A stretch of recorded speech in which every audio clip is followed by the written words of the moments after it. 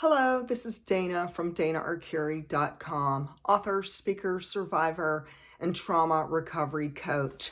Today we're going to talk about narcissistic abuse, how it correlates with financial abuse, and a lack mindset.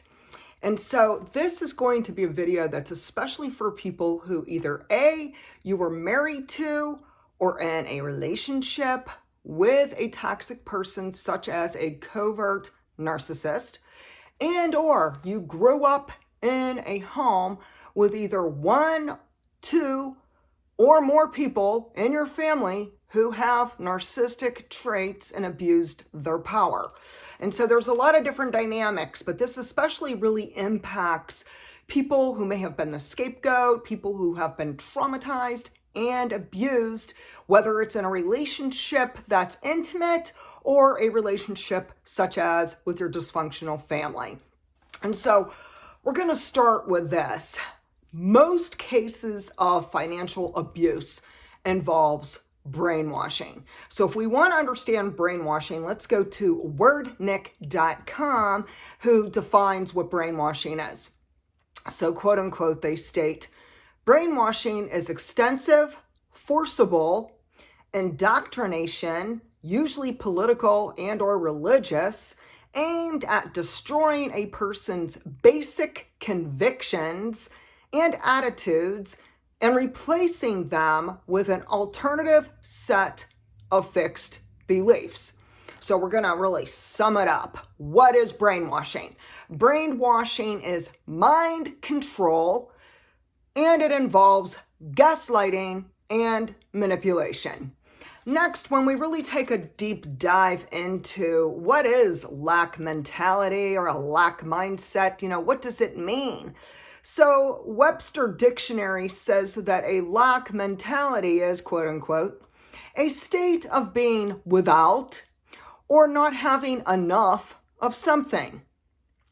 So a lot of times, whether you were raised in a narcissistic abusive family, such as you had a mother or father, grandparents, or someone else who raised you, who was very narcissistic, who abused their power, including with all your potential to earn viable income or to just have your basic needs met, oftentimes it is these really codependent relationships, especially on the home front and in intimate relationships. So whether it was a boyfriend, a girlfriend, some form of partnership or marriage, these people abuse you financially. And there can also be a lot of other things that could go along with it, especially with mental and psychological abuse. So you could grow up or at some point in your life, whether as a child or as an adult, you can be raised or basically just in a position where people who are brainwashing you have intentions for you to have these false beliefs about your own self, about your self-worth, your value, and about money and everything surrounding you, your success, your ability to work, to be employed, to find ways to be more prosperous. And so they may have certain things they may say to you. So they may say, you are not deserving or worthy of wealth and success. They may say, you are not enough. You will never amount to anything. And so they have a lot of phrases they may say. So I'm going to give a few phrases that I've heard personally from being brainwashed with my narcissistic mother, who had a very, very false, limited mindset that was very much focused on lack of everything. And so, you probably heard this too. Did the narc say to you, money doesn't grow on trees, or you have to fight for everything? Or did they say, you can't do this or that? So you can't go to college. You can't pursue your dreams. You cannot obtain a fantastic job. You cannot travel. You cannot live a life of productivity and accomplishments and money. So a lot of times they just feed into this false mindset, this lack mentality about money, in which they continually say these false statements that are very hurtful, harmful, and quite destructive, especially if you're a child.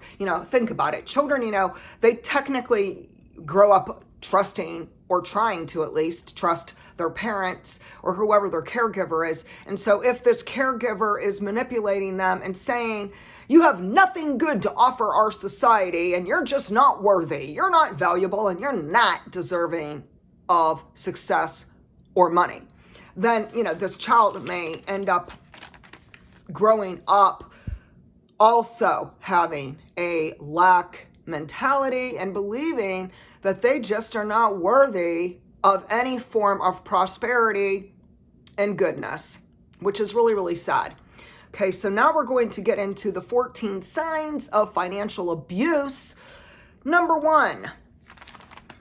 So it could be either the narcissistic parent, it could be a toxic caregiver, and or it could be a narcissistic boyfriend, girlfriend, or spouse, or ex-spouse.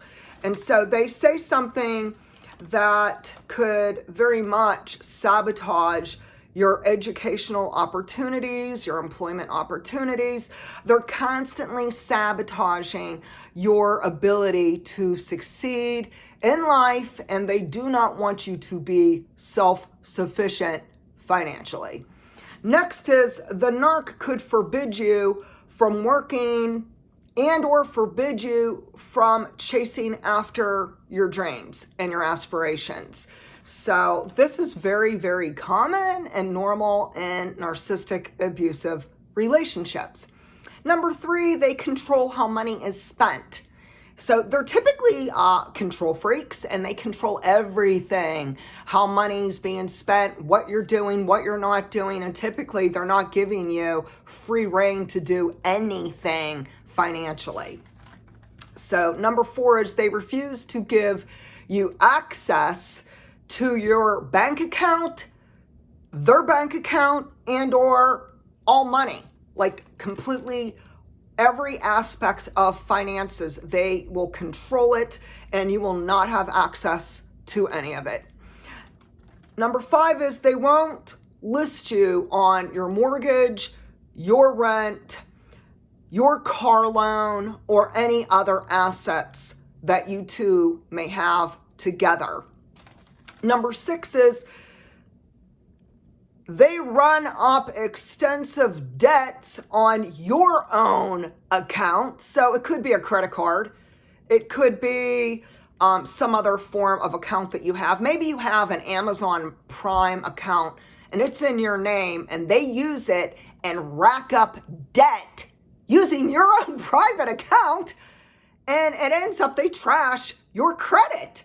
So what happens is they run up extensive debts, they use your name on these accounts, and they might even, get into your private emails and various accounts on different websites, and this is without your permission. Next is they may force you to work for the family business without any pay or benefits. So they want you to work, and they want you to work hard. They're going to work you. You're going to have some hard labor ahead of you. You won't receive any compensation for it, or very minimal. Next would be number 8. They destroy your financial credit on purpose. So it's very intentional. They want to trash your credit score, and they will do so. Beware. Number 9 is they will force you to turn over all of your paychecks or any forms of income. So it doesn't matter how you receive money or who you receive money from. They're going to steal it from you and demand you turn it over to them. Number 10 is they will demand you to account for all money that you spend. They want you to prove everything by showing them receipts. And if for any reason you lose a receipt or didn't keep a receipt or accidentally you threw the receipt out, they will have a hissy fit, freak out, and start cussing at you, and they might even become physically or mentally violent towards you. Next is number 11. They shame you and blame you for how you spend money. So you might not even be doing anything wrong at all, and yet they're victim shaming you, they're blame shifting you. They're trying to make you feel guilty and feel really bad. And the meanwhile, you didn't do anything wrong. You may have simply bought groceries to feed the children. You may have bought dog food or cat food for your pets. You may have needed to fill up the gasoline tank. Come on now. Let's call it out. They are going to rip you to shreds no matter what you do or how you do it. They'll constantly be discrediting you and making you feel guilty for something you didn't even do wrong. So, yeah, it's pretty much crazy making.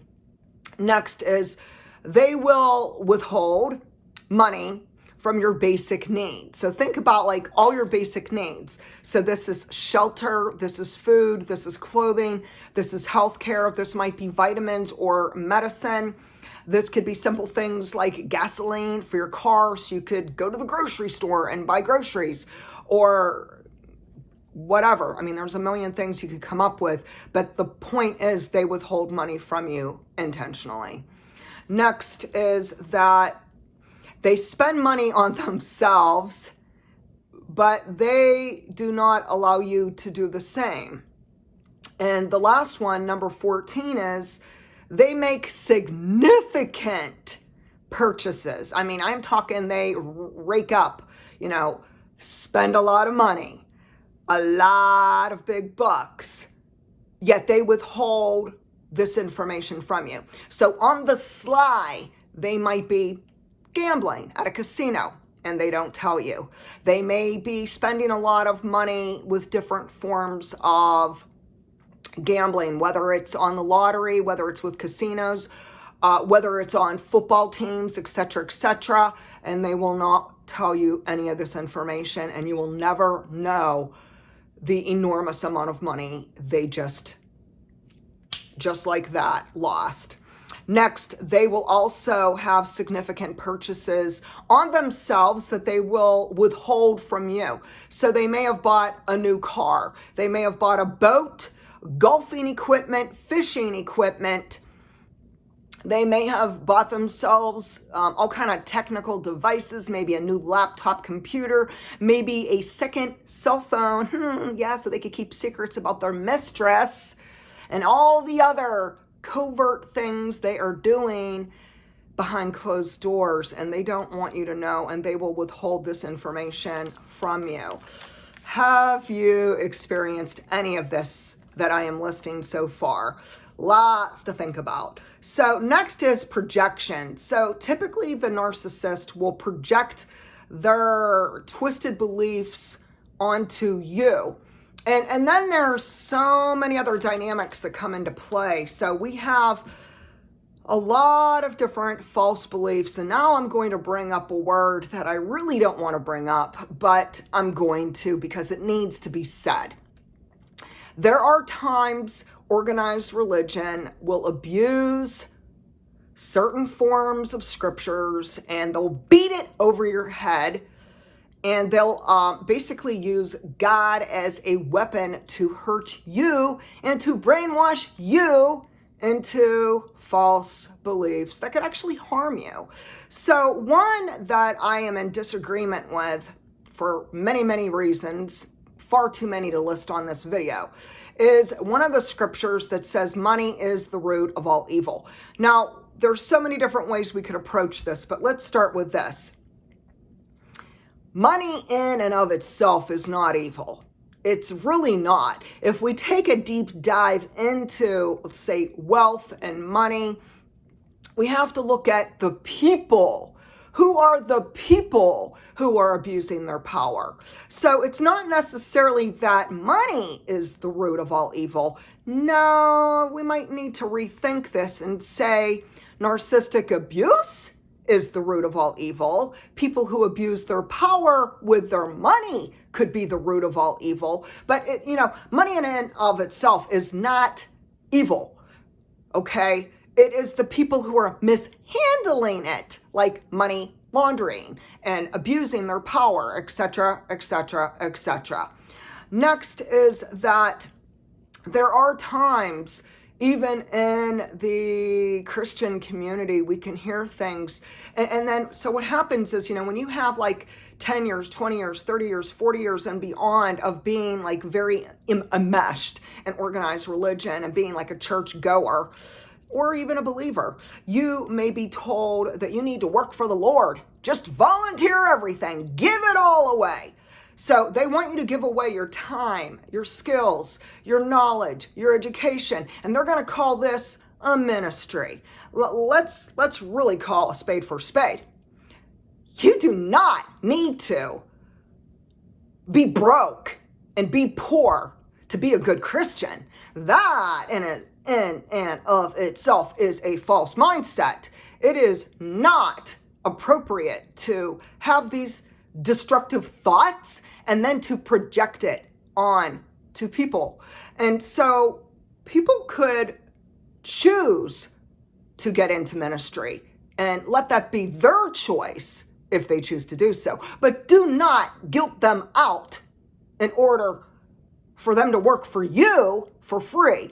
So I'll give an example. I used to work for a Christian television station as a professional makeup artist and hairdresser. I was the supervisor of what was called the green room. When you work in TV, there's a green room. The green room is where people who are going to be on TV get their hair and makeup done. I love the job in and of itself. Oh yeah, I really loved being a makeup artist. This was like something I really enjoyed doing. I was very passionate to help people look and feel better about themselves inside and out. But I remember sitting on that interview and then being offered that position as a supervisor. And when I stated how much money I would like for compensation for my worth, hey, over 30 years of experience as a professional expert in hair, makeup, skincare, color analysis, camouflage makeup, etc., etc. I had a lot to bring to the table, people. And they told me, no, just do it for the Lord. Do it for the Lord. And they gave me a measly $9 an hour. Well, I'm just going to call it out. At that time, I was a people pleaser and I was brainwashed and I did accept the position. I worked my tail off 24/7. They even had me working at home. So I learned some valuable lessons, and it wasn't until I really took a harder, closer look at organized religion and some of their distorted beliefs that I had to change my own belief system. I had to unlearn what I was brainwashed with by organized religion. Now, that doesn't mean that I no longer have faith. I'm still a woman of faith, but I do not belong and will not attend organized religion. And so this is something that's personal. This is something that's within my boundaries. This is something that is just part of my healing journey, especially from being deeply, deeply hurt by organized religion. Next, we're going to move on to other thoughts. So when we start thinking about the mind and our thoughts and the words we speak out, we must know that it's very powerful. Our words, our mind, our thoughts, whether they're spoken or they're silent, are very, very powerful. So if we believe we're not worthy of money and wealth and success, we won't have money and self-worth and success. We will be sabotaging our own selves, and it could be on an unconscious level. If we believe that we are worthy of living out our dreams, being used as a vessel to bless others with our special talents and gifts and education, then we will reap a harvest, a beautiful, bountiful harvest. And I've experienced this myself. And so we have to be cautious of our self-talk. What are you thinking? What are you saying to yourself? What are you believing that might be sabotaging your own ability to earn excellent income and have a position, whether it's employment, whether it's being an entrepreneur, whatever it may be for you, what are you doing that might be sabotaging your own life and financial stability? Something to think about. Next, we must speak life, prosperity, abundance, gratitude, and blessings in and through our own lives. So we need to learn to start speaking this. So what were you taught about wealth? Did someone such as a narcissistic spouse use their own money to hurt you? Did they keep it from you? Did they prevent you to work or have any income or have any form of access to your finances? Or was it a parent? So for an example, my mother would have really, really negative self-talk. And also she'd verbally speak very negative things about money as I was growing up. She had a very, very, very limited, narrow mindset. And so she would brainwash me to think that I could never do anything. I could never be anything. I would never have anything, especially money. And so at one point I decided to go to beauty school, and I said, hey, I'm getting a grant, but I'm also needing to take out a student loan, and they need at least one parent's signature on the student loan. And my mother said, no, I will not help you. No, I will not sign that. Well, lo and behold, I did what I needed to do to receive my grant and to receive my student loan. And I succeeded, and I completed my education, and which I'm so thankful for, over 30 some years of being a licensed beauty expert. And so even though I no longer use it I'm no longer doing hairdressing, I'm no longer really doing makeup artistry for other people. But the point is that it's something that stayed with me and will always be with me. Once we educate ourselves and we gain new skills, we have it forever. We have it forever. It's up to us if we choose to use it. I consider, yes, I'm still using it every day. I know about makeup. I know about hair. I know all about different beauty little tricks and tools, different things. And so it still helps me, even if I'm not practicing makeup artistry today. Another thing is we have to think about this whole mindset, and it's from the hustle culture. Oh, I'm going to call them out, you hustle culture. Oh, it's a bunch of hogwash people. So the hustle culture has it all wrong. So they tell us you have to work extra hard to get money. Oh, you're going to have to bust your rear end if you want to make ends meet financially. Oh, I disagree. So what we need to do is not work harder, not kill ourselves, not have a heart attack because we're workaholics. Instead, we just need to work wiser. We need to think about how can we actually work less and earn more income. And there is a lot of credible ways to do this, and we'll save that for another video. Next is that we have to understand that our own beliefs are going to be very much impacted by our past false beliefs. And so we're going to need to focus now in the present moment, be very conscious of our thoughts, our patterns, our beliefs around money, around employment, around success and prosperity and wealth, etc., etc. Next, we're going to need to rephrase our belief system. And one way is to get an index card and write some affirmations, whether you place it on your mirror in your bedroom or in your bathroom or in your living room. Place these index cards where you could see them every single day and out loud or silently repeat them daily, even if it's a few times a day, because what you're doing then, you're speaking life, you're speaking blessings, you're speaking victory and prosperity into your life. And, while some people think, oh, that's just not even effective, and some people may not believe in that, I personally have seen an amazing, beautiful shift in my own finances by having this new conscious daily affirmation that I speak over my life several times a day. And so I'm going to give you ideas on some affirmations, and you may want to get a pen and paper and jot this down or come up with your own. Create your own affirmations and start speaking, love, life, and prosperity into you. So we're going to start with this. So we're going to talk about these affirmations. Here's affirmation number 1.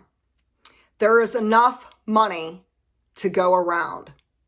Number 2, prosperity and abundance easily flows into and through my life. Number 3, I am worthy of success, wealth, and financial security. And last, I am deserving of being compensated for my time, energy, skills, knowledge, education, gifts, and expertise. And so today, share with me, have you been in a toxic, manipulative relationship with either a very unhealthy person or a narcissist who used money to hurt you and harm you? Have you experienced anything that I listed in the 14 signs of financial abuse? Does any of this resonate with you? If you are a person who's a believer, or maybe at one time or currently you are involved in organized religion, is there anything that I've stated that you also can agree with? Or do you really believe that money is the source of all evil? Now, again, all of us are coming from different backgrounds. Some of us have a religious background. Some of us don't. Some of us have left organized religion. So really, when it comes to money, I don't really want to focus too much on religion, but it does play a part in our mindset, especially if we were brainwashed about money.